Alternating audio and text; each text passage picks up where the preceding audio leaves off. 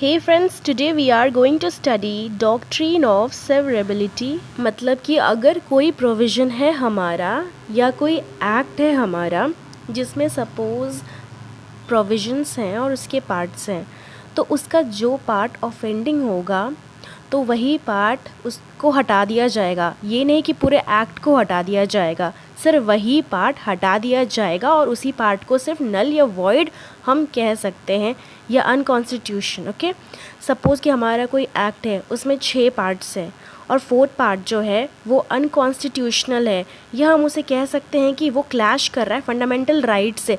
तो वो particular part को, जो 4th पार्ट है, उसको हम अनकॉन्स्टिट्यूशनल या नल या वॉइड कह सकते हैं और बाकी जो कंप्लीट एक्ट है वो वैलिड रहेगा।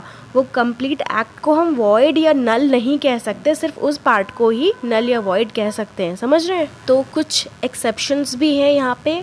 मतलब कि जो कॉन्स्टिट्यूशनल पार्ट्स है और जो अनकॉन्स्टिट्यूशनल पार्ट्स हैं किसी भी एक्ट का, वो इस तरीके से मिक्सड अप है कि उसको हम उस तरीके से सेपरेट नहीं कर सकते, तब उसे हम कम्प्लीटली होल लॉ को as a void, as a null and void declared कर सकते हैं।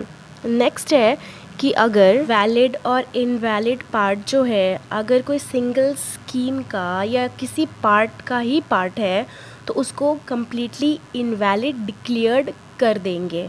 थर्ड, जैसे कोई एक्ट है और उसके पार्ट्स कुछ अनकॉन्स्टिट्यूशनल हैं, इनवैलिड पार्ट हैं, तो अगर उसको हटाने के बाद बहुत ही स्मॉल पोर्शन बच जाता है, something which emerges out, it is completely different, तो कम्प्लीटली उस लॉ को हम इनवैलिड कह देंगे।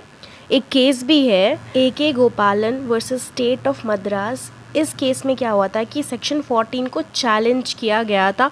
सुप्रीम कोर्ट ने कहा कि अगर ये सेक्शन क्लैश करता है फंडामेंटल राइट से तो इस सेक्शन को कम्प्लीटली नल एंड वॉइड कह दिया गया था। दोस्तों, यहाँ पे हमारा ख़त्म हो जाता है डॉक्ट्राइन ऑफ सेवरेबिलिटी। उम्मीद है आपको अच्छी लगे, तो चैनल को लाइक एंड सब्सक्राइब करना ना भूलें।